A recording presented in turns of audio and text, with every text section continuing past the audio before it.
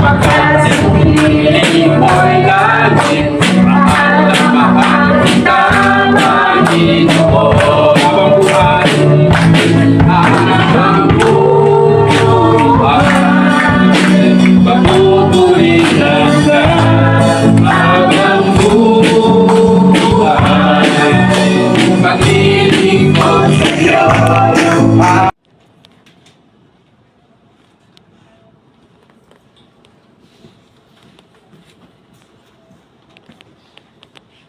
Ang ating pong topic ay God purpose, layunin ng Diyos.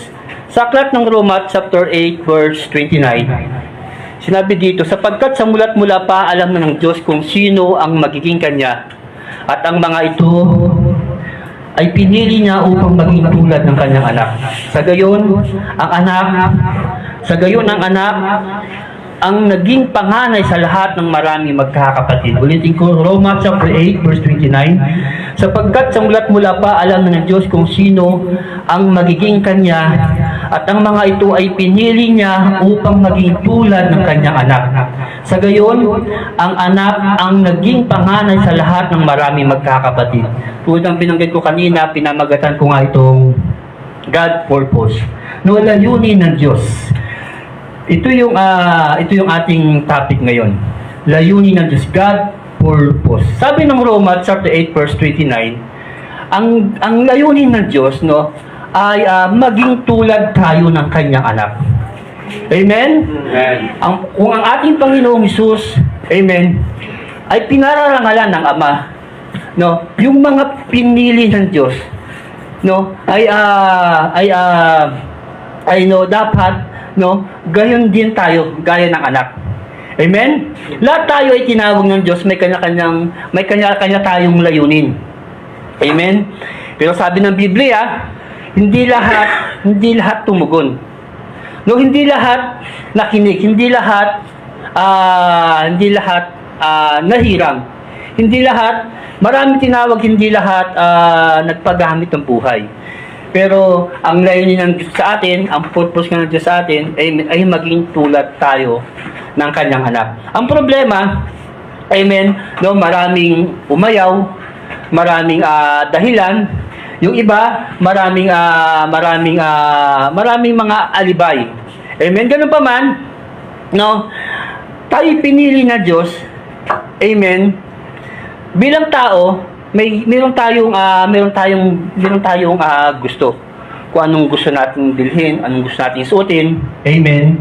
Anong gusto nating inumin, anong gusto nating sasakyan, o anong gusto nating bahay, anong gusto nating cellphone. No, tayo nga yung pipili, no, kung ano yung gusto natin. Amen. Baka mga kapatid na hindi mo alam, amen, na pinili ka tayo ng Diyos. Iba-iba man, no, hindi man tayo pare-pareho, iba-iba man yung ating pagkatawag sa Panginoon, amen, ay sa loob ng iglesia, no, hindi lahat pastor. Amen, hindi lahat gitarista, hindi lahat usher, hindi lahat martial. No, iba-iba yung pagkatawag sa atin. Pero lahat tayo ay pinili ng Diyos. No? Iba-iba, hindi tayo pare-parehong na pagkatawag ng Panginoon. Amen? Ganun pa man, amen, hindi din tayo pare-parehong magkakapatid kay Kristo. Hindi tayo, yung iba nga, tahimik, yung iba, seryoso, yung iba, palabiro. Hindi tayo pare-pareho, no, magkakapatid kay Kristo. Yung iba, matapang, meron namang masiyahin, no? Meron namang mapagbiro. Ganun pa man, no? Amen. Ang puso nila, ang puso natin, amen, ay ang Panginoong Hesus. Amen? Yung puso natin ay ang Panginoong Hesus. No, nagpapagamit tayo, nagpapalago tayo, nagpapalawak tayo, no? Nagiging bahagi tayo ng Iglesia ng Diyos. Tayo nga yung katawan ni Kristo. Amen? Na tinatawag, iba-iba yung ating tungkulin. Iba-iba yung ating ginagampanan. Amen? Sa isang kumpanya, amen? hindi lahat manager, no? Hindi lahat supervisor, hindi lahat housekeeping, no? Dito inihambing yung ating buhay. No, hindi iba-iba, hindi pari-pariho. Amen? Pero, amen, ang puso nga ng mga lingkod ng Diyos, amen, tulad ng anak ay pinararangalan ng Ama. No, yan yung layunin ng Diyos sa bawat isa sa atin. Amen? Baka hindi po natin alam, mga kapatid. Merong tatlo na layunin ng Diyos na aking ibibigay. Una, pagpalain ng buhay natin. At ang pangalawa, babago yung buhay natin. At yung pangatlo, kamtan natin yung buhay na walang hanggan. Doon tayo sa una, sa pagpalain ng buhay. Sa Aklat ng Kawikaan, chapter 6, verse 6 hanggang 8, tingnan mo ang mga langgam, ikaw na taong upod ng tamad. Pamumuhay niya'y masdan mo at ikaw ay mamulat. Kahit sila'y walang pinulong sa kanila, ay naguutos, walang tagapamahala o tagamasid na sinusunod, ngunit nag-iimbak ng pagkain sa tagaraw. Kailangan inipon kung panahon ng anihan. Amen? Tulad ng mga langgam, mga kapatid, sinasabi dito na pamumuhay niya'y masdan mo, ikaw ay mamulat. Amen? Sila na walang pinulong sa kanila na naguutos, walang tagapamahala o tagamasid na sinusunod, masipag sila. Amen? Masipag sila, mga kapatid. Mamuhay tayo gaya ng mga langgam.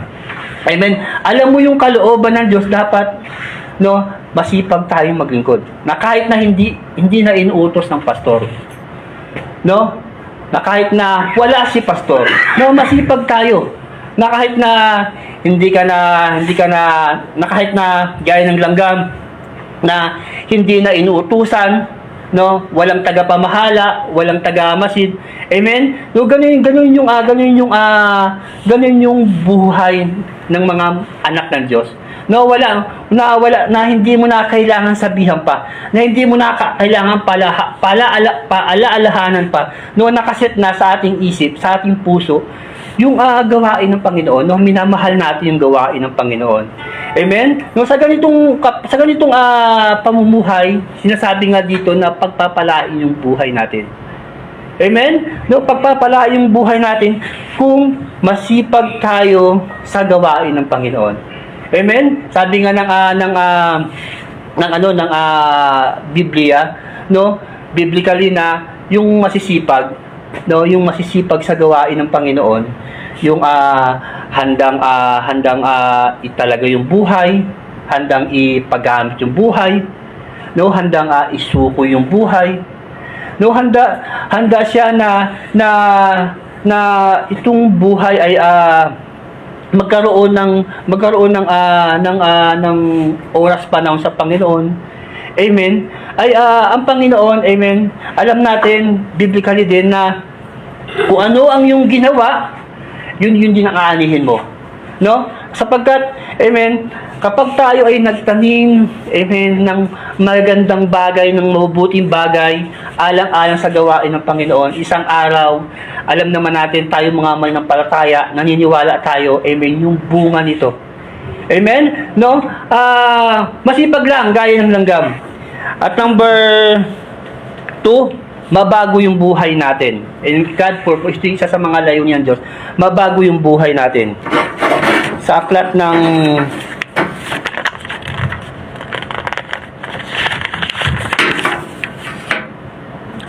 Gawa, chapter 2, verse 38, sumagot si Pedro, pagsisihan ninyo talikuran ng inyong mga kasalanan at magpabautismo kayo sa pangalan ni Jesucristo upang kayo'y patawarin at ipagkaloob sa inyo ang Espiritu Santo. Amen. No, pagsisihan natin, talikuran yung ating mga kasalanan. Amen. Sa pamagitan ng gawa na tayo nagsisisi, tatalikuran natin ating mga kasalanan. Amen. Ay binabanggit dito na ipagkakaloob sa inyo yung Espiritu Santo. Amen? Ipagkakaloob sa atin yung Espiritu Santo. Lahat tayo nagkakasala. Walang perfecto biblically. Walang perfecto. Perfectong tao. Ganun pa man, may yung pagkakaiba.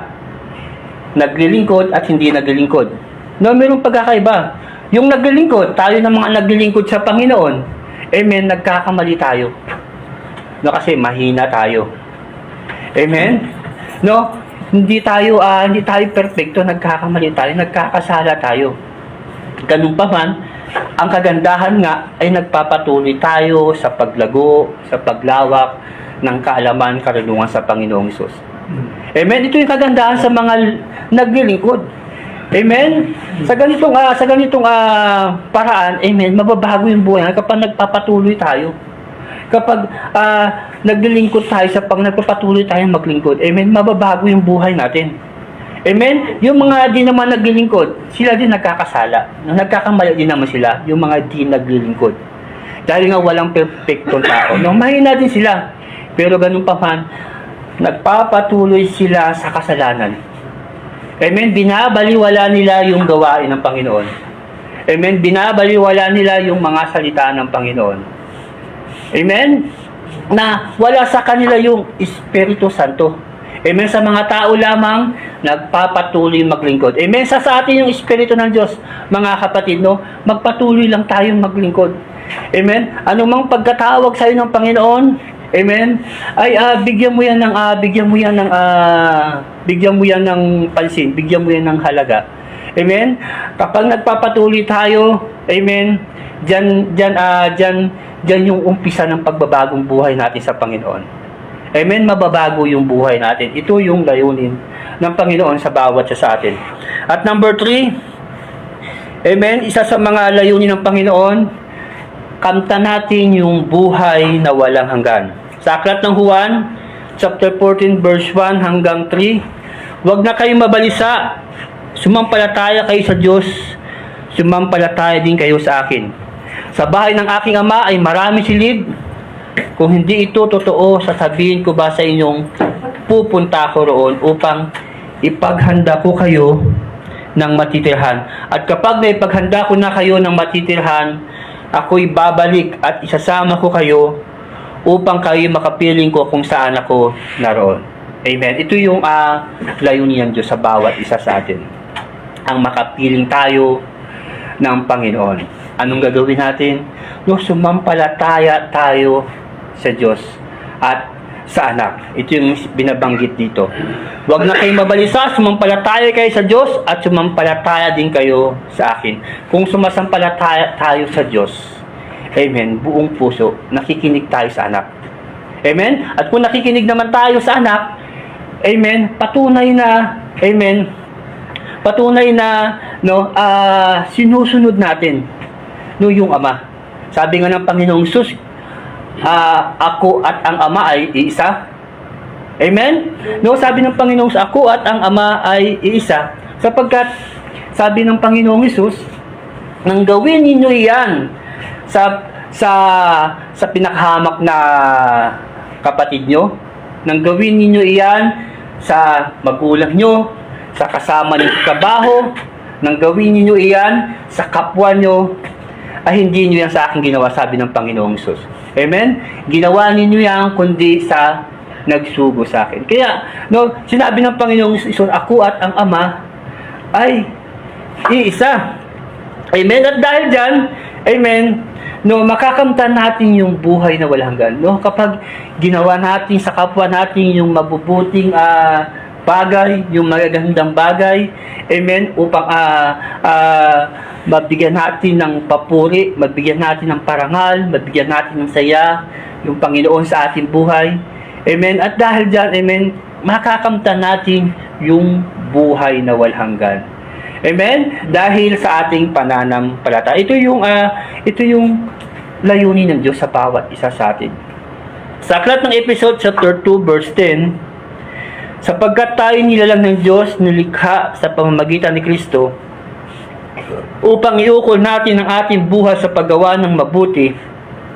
Iyan ang layunin pinili ng Diyos para sa atin noong una pa man. Amen? Noong una pa man, ito na yung layunin ng Diyos. Amen, sa bawat isa sa atin. Amen, yung gumawa ng mabuti. Amen, huwag tayong magsasawa, huwag tayong susuko, huwag tayong titigil gumawa ng mabuti sa ating kapwa, lalo na sa mga lingkod ng Diyos. Amen, kapag ginawa mo yan, lalo na sa mga lingkod ng Diyos, amen, amen, ay ano yan, pagpapala yan. Amen, kapag ginawa mo ng kabutihan ang lingkod, pagpapala yan at babayaran ka ng Diyos. Amen, higit pa. Purihin ng Panginoon. Sa paggawa ng mabuti sa ating kapwa, ito yung paraan ng pagpapakita natin ng ating pananalig at pagmamahal sa Diyos. Kung iukol natin yung ating buhay sa paggawa ng mabuti. Amen? Dahil ang Diyos ay mabuti, amen? Maging mabuti din tayong nilalang para papurihan ang ating Panginoong Sus. Ito nga binanggit sa aklat ng Mateo, chapter 5, verse 16. Gayon din naman, dapat ninyong paliwanagin ang iyong ilaw sa harapan ng mga tao upang makita nila ang iyong mabubuting gawa at papurihan ang inyong amang nasa langit. Amen? Dapat ninyong paliwanagan ang iyong ilaw sa harap ng mga tao. Amen? Bilang mananampalataya ng ating Panginoong Isus. Dapat active tayo sa ganitong mga gawain. Amen? Sa panalangin, dapat nangunguna tayo. Sa trabaho man, papabahay man, no? Pinapakita natin yan. Sa mga mahal natin sa buhay, sa mga kakilala natin, sa mga kasama natin, noon nangunguna tayo. Amen? Through prayer, sa pamamagitan ng active tayo. Amen? At dapat nagbabasa tayo ng Biblia. Nag-aaral tayo ng Biblia sapagkat, amen, dito nangungusap yung Diyos sa atin. Dito magsasalita yung Diyos sa atin. Dito papaunawan ng Diyos sa atin, papaintindi ng Diyos sa atin yung tungkol sa Kanya. Amen? Bibigyan ito ng kapahayagan ng Diyos kapag nagbabasa tayo ng Biblia. Amen? Dapat nagpapatuto tayo sa kabutihan ng Diyos bilang mga lingkod niya. Nagpapatuto kung paano tayo binago ng Diyos, kung paano tayo nagkaroon ng kaligtasan, kung paano tayo amen, kung paano tayo dumago, lumalim. Dapat nagpapatuto tayo. Amen? Ito yung ugali ng mga mananampalataya. Dapat nagtatides tayo. Giving. Amen?